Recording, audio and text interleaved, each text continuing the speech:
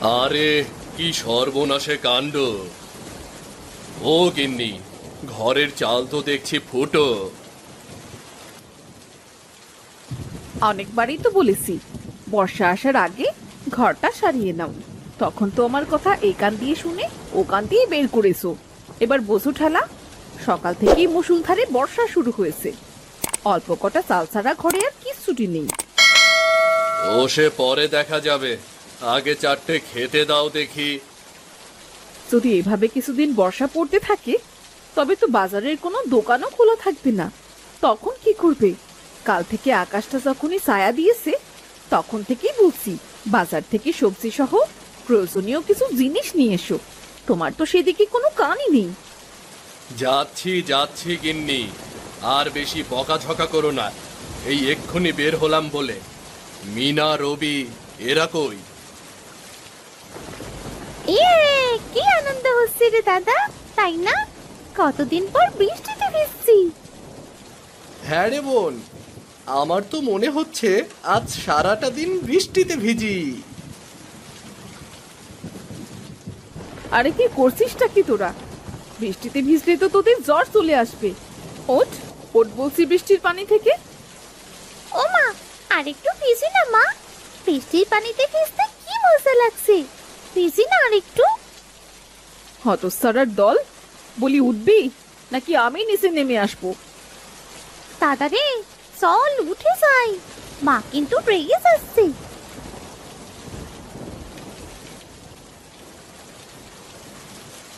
এইদিকে মতিন বাজারে গিয়ে দেখলো সব দোকানপাট বন্ধ হয়ে গেছে। হায় সৃষ্টিকর্তা, এবার কি হবে? সব দোকান তো দেখছি বন্ধ, বাড়িতে যে কিচ্ছু নেই। এদিকে তো বৃষ্টি থামারও নাম নেই।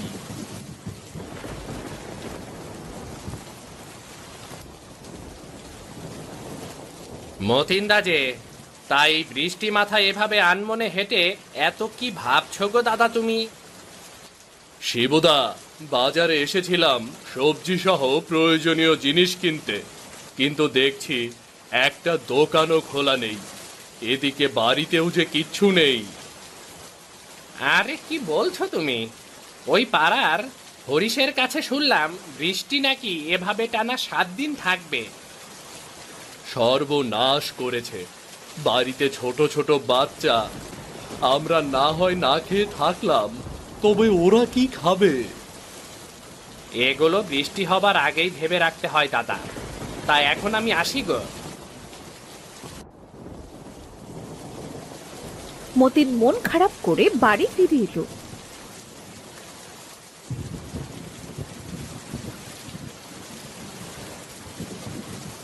কি গো, মনটা অমন খারাপ কেন?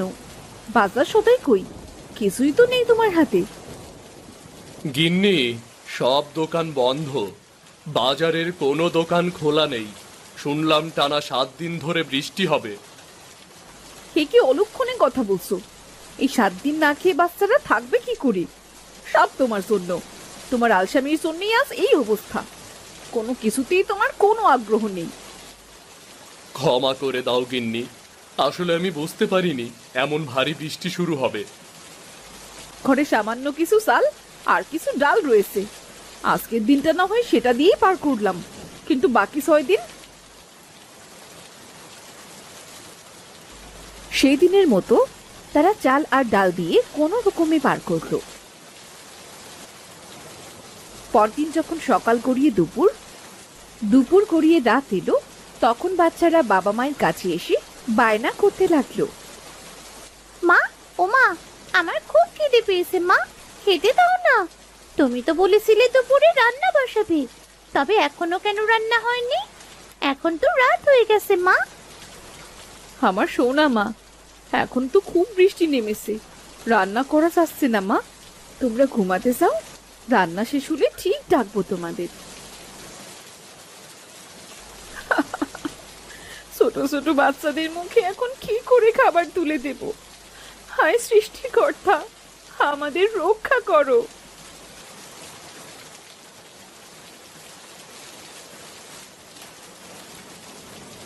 পরদিন সকালে তাদের ছেলে রবির গায়ে খুব জ্বর এলো। মা, দাদা যেন কেমন করছে। কেমন করছে? কি হয়েছে আমার রবির? এ কি, ছেলেটার গা তো জ্বরে পুড়ে যাচ্ছে। এবার কি হবে? ডাক্তারের দোকানও তো খোলা নেই, কোনো ওষুধও তো পাওয়া যাবে না। তখনই বলেছিলাম বৃষ্টিতে ভিজিস না। আহ, ছেলেটাকে নিয়ে এখন করবোটা কি?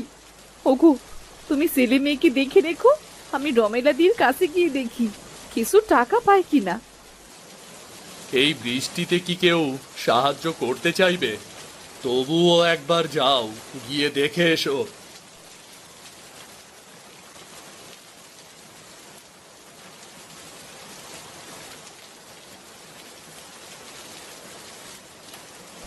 দিদি, ও দিদি, একটু বাইরে আসবে?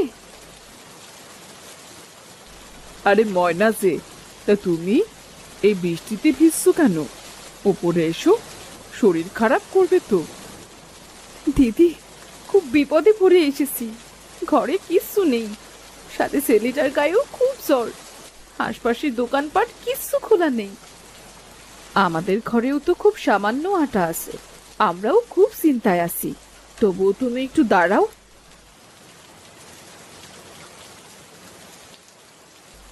এই নাও দি, আটাটুকু নিয়ে যাও। তাছাড়া তোমায় দেবার মতন যে কিচ্ছু নেই। আর এই দুটো জ্বরের ওষুধ নিয়ে যাও, ছেলেকে খাইয়ে দিও। দেখো, সৃষ্টিকর্তা ঠিক মুখ তুলে তাকাবেন। তোমায় ধন্যবাদ দিদি, এই বিপদের দিনে তুমি সত্যি আমার অনেক বড় উপকার করলে।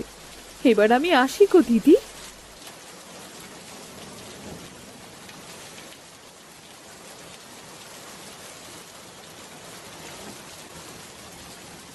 পেলে কিছু?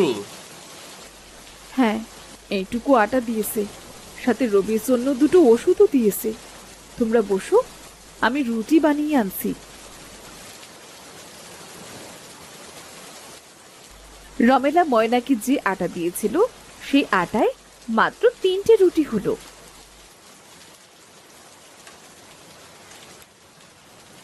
হোগো, মাত্র 3টে রুটি হয়েছে। যা হয়েছে বাচ্চাদের হলেই হলো, আমাদের কোনো রকমে পানি খেয়ে পার করলেই হবে, বুঝেছো?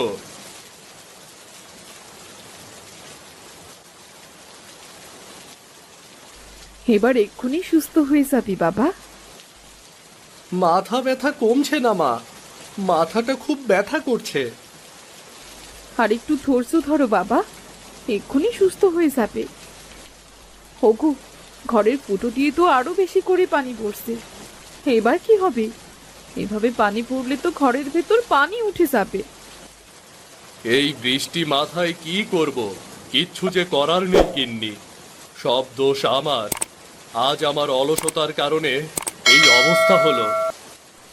হায় সৃষ্টিকর্তা, তুমি এই বৃষ্টি বন্ধ করে দাও। বাচ্চা দুটোকে নিয়ে খুব অসহায় অবস্থায় আছি। এইভাবে আরো একদিন কেটে গেল। বাচ্চা দুটো খিদে ছটফট করতে করতে রাতে ঘুমিয়ে পড়ল। কাল ছেলে মেয়ে দুটো খাবার না পেলে মরে যাবে। কি করবো আমি? এদিকে ঘরের ভেতর পানি উঠে গেছে। সৃষ্টিকর্তা, রক্ষা করো আমাদের। আমি কাল সকালে যে কোনো একটা ব্যবস্থা করব, এখন ঘুমিয়ে পড়ো। পরদিন সকালে ময়না ঘুম থেকে উঠে দেখে বৃষ্টি একদম বন্ধ হয়ে গেছে, আর আকাশেও রোদ উঠেছে। ওগো, উঠে দেখো, বৃষ্টি থেমে গেছে, বাইরে রোদ উঠেছে। আমাদের ঘরে আর কোনো পানিও নেই, সব পানি নেমে গেছে। সত্যি বলছো? ওমা, তাই তো গিন্নি, সৃষ্টিকর্তা মনে হয় আমাদের ডাক শুনেছে। বাজারের ব্যাগটা দাও, আমি এক্ষুনি বাজার করে নিয়ে আসছি। মতিন তড়িঘড়ি করে বাজারের ব্যাগ নিয়ে বাড়ি থেকে বেরিয়ে পড়ল।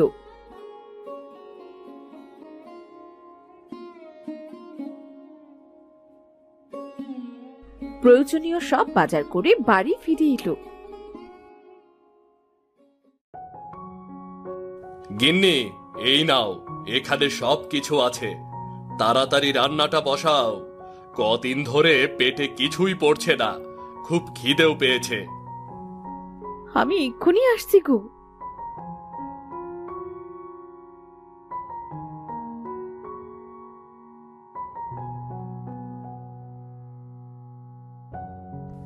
কতদিন পরে পেট ভরে খাবার খেলাম, গায়ে যেন আজ শক্তিটা ফিরে পেলাম। আহ একটা কথা খুব মনে পড়ছিল গো। বৃষ্টি সবার জন্য আনন্দের হয় না, আমাদের মতো মধ্যবিত্তদের জন্য তো মোটেও না। বৃষ্টির সময় আমাদের মতো মধ্যবিত্তরা যে কত কষ্ট করে বাঁচে তা তো ধনীদের অজানা।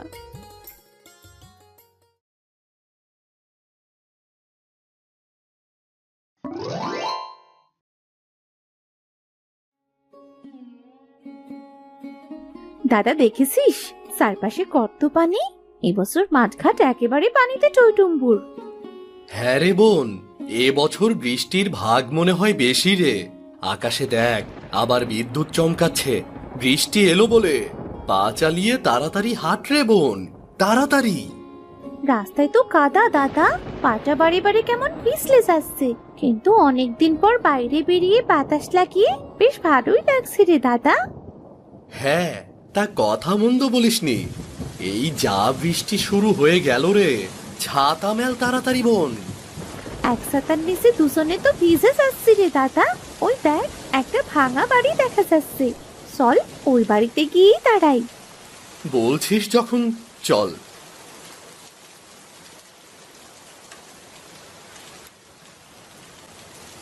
আরে রবি রিতা যে, তাই অসময়ে ভিজতে ভিজতে কোথা থেকে আসলি তোরা?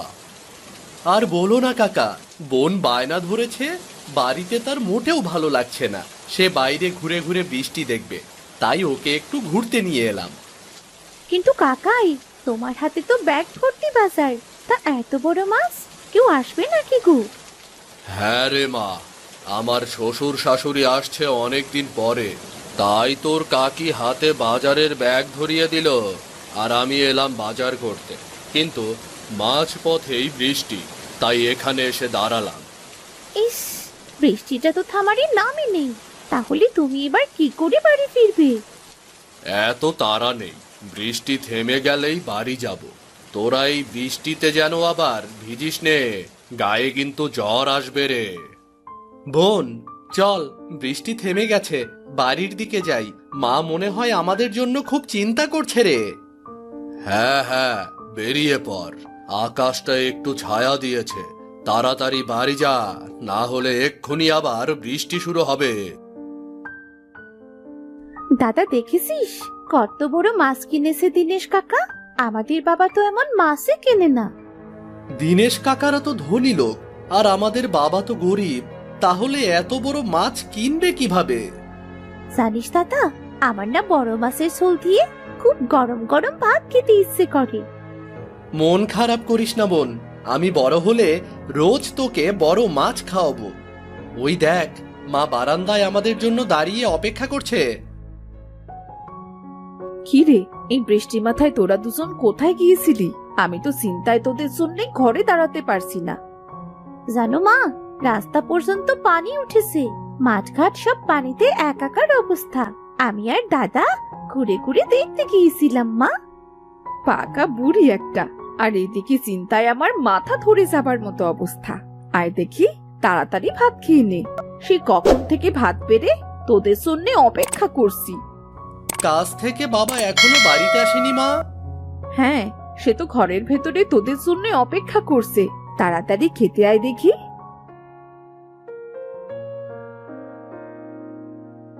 কি রে, এই বৃষ্টি মাথায় কেউ বাড়ি থেকে বের হয় নাকি? তোদের দু ভাই বোনকে নিয়ে আর পারি না, খিদেই পেটে আমার ইঁদুর লাফালাফি করছে। আয় তো, একসাথে বসে চারটে খেয়ে নেই, আয়। এ কি মা, আজও সেই ডাল ভাত? রোজ কচু খেসু ডাল, এই শাক ও শাক, আর কত রান্না করবে মা? একটু তো মাছ রান্না করতে পারো নাকি? আজ আমি মাছ দিয়ে ভাত খাবো। হ্যাঁ মা, আমিও ভেবেছি কাল একটা বড় দেখে মাছ আনবো, সাথে ছাগলের মাংস। অনেকদিন হয় ভালো মন্দ খাইনি রে। কিন্তু তুমি এত টাকা পাবে কোথায় শুনি? 10-5 টাকা করে কিছু টাকা জমিয়েছিলাম, সেই টাকা দিয়েই কাল বাজার করব। বর্ষার দিনে পরিবারকে নিয়ে একটু ভালো মন্দ খাবো। ইয়ে, কি মজা! বাবা সত্যি বলছো তো? ইস, মা সকাল হয় না কেন? কখন সকাল হবে মা? পাকা বুড়ি একটা। নে, এবার তাড়াতাড়ি খেয়ে নিয়ে দেখি।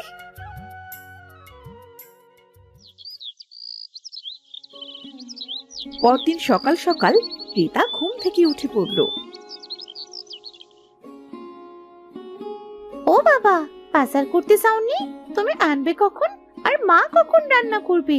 আকাশের যে অবস্থা, এক্ষুনি তো বৃষ্টি নামবে। এই তো বের হয়ে পড়েছি, এই যাব আর এই আসব। সাথে ছাতা আছে না, তাহলে চিন্তা কিসের?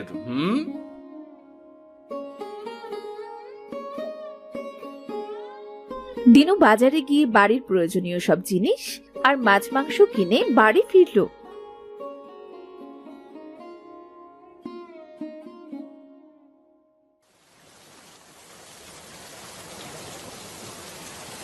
ইস, আর একটুর জন্য বেঁচে গেলাম।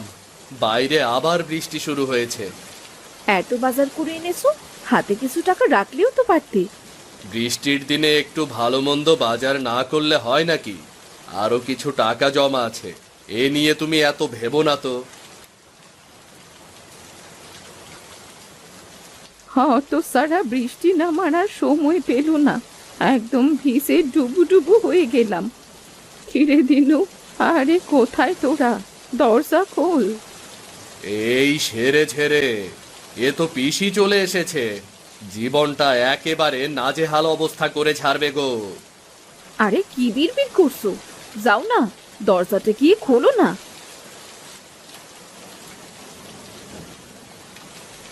তো সারা, দরজা খুলতে এত দেরি হয় নাকি? বৃষ্টিতে ভিজে একদম নাজেহাল অবস্থা আমার। আরে পিসি যে, এসো এসো, ভেতরে এসো।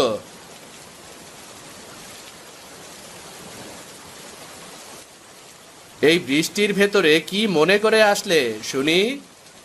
ও মা, তোর বাড়িতে আসার আবার সময় করে আসতে হবে নাকি? আমার যখন ইচ্ছে তখনই তো আসবো। না না না না, আমি তো সে কথা বলছি না পিসি। এই বৃষ্টি মাথায়। হয়েছে, আমি বুঝতে পেরেছি।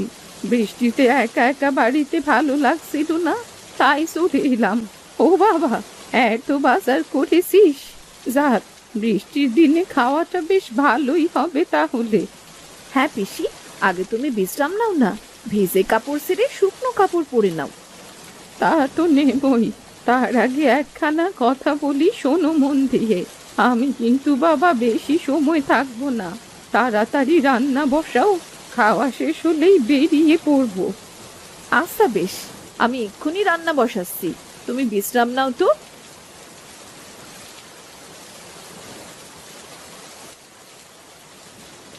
বাবা গো বাবা, কি ঝাঁজ বুড়ির!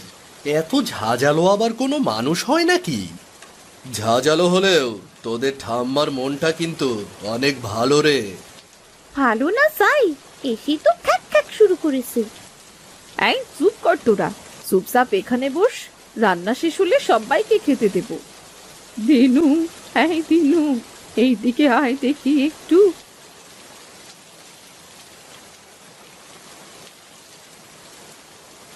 এই যে এখানে বস, আমার সাথে একটু গল্প করতো বাপু। হ্যাঁ পিসি, বলো। দিনু তার পিসির সাথে অনেক রকম গল্পের আসর জমালো। এদিকে কিছু সময় পর দিনুর স্ত্রীর রান্না শেষে সবাইকে খেতে ডাকলো। এই যে বউ, সব তরকারি যেন আবার বেশি খেয়ে শেষ করে ফেলো না, সবাইকে অল্প স্বল্প করে দাও। আমি কিন্তু যাবার সময় বাকি তরকারি বাড়ি নিয়ে যাব। সে কি ঠাম্মা, কেউ যাবে আবার নিয়েও যাবে? এসব বাজার কিন্তু বাবা আজ আমার জন্য করেছে। তো সারি মেয়ের কথা শোনো, সব আমার জন্যে করেছে। চুপচাপ অল্প স্বল্প খেয়ে ওর দেখি, অন্য একদিন আবার বাজার করে খাস। আহা, মাছের তরকারিটা তো খুব স্বাদ হয়েছে। তাহলে আরেকটু দিই পিসি? থাক থাক, আর লাগবে না। আরে আরে, করছিস কি বউ? এত মাংস দিচ্ছিস কেন? বললাম না অল্প করে দিতে। গিন্নি, রবিরিতাকে অল্প করে দিয়ে বাকি সব পিসিকে দিয়ে দাও। কিন্তু যেটা বললাম সেটা করো। পিসির খাওয়া শেষ, ওগুলো একটা বাটিতে করে দিয়ে দাও। হ্যাঁ, তাড়াতাড়ি দে, বৃষ্টি কিছুটা কম হয়েছে, এক্ষুনি বাড়ির দিকে রওনা দিই। বুড়ি বাকি তরকারিটুকু নিয়ে দাদির কাছ থেকে বিদায় নিয়ে বাড়ির দিকে রওনা দিল। ইস, খুব বাঁচা বেঁচে গেলাম। রাত থাকলে অবস্থা বেঅবস্থা করে দিত। তাই বলে সবটুকু তরকারি নিয়ে চলে গেল। ছেলে মেয়ে দুটোকে ভালো করে কিছু খেতেও দিতে পারলাম না। গিন্নি, আরো কিছু টাকা এখনো বাকি আছে। বাকি টাকা দিয়ে কাল আবার বাজার করব। ছটপটে বুড়ি একটা। ইস, আমার কত স্বাদের মাছ মাংস নিয়ে চলে গেল, মন ভরে খেতেও পারলাম না। এটা দিস না, ওটা দিস না, এতটুকু খা। পাগলি মেয়ে আমার, কাল আবার মন ভরে খাস। আরে, বয়স হলে মানুষ এমনিতেই খিটখিটে হয়ে যায়, বুঝলি?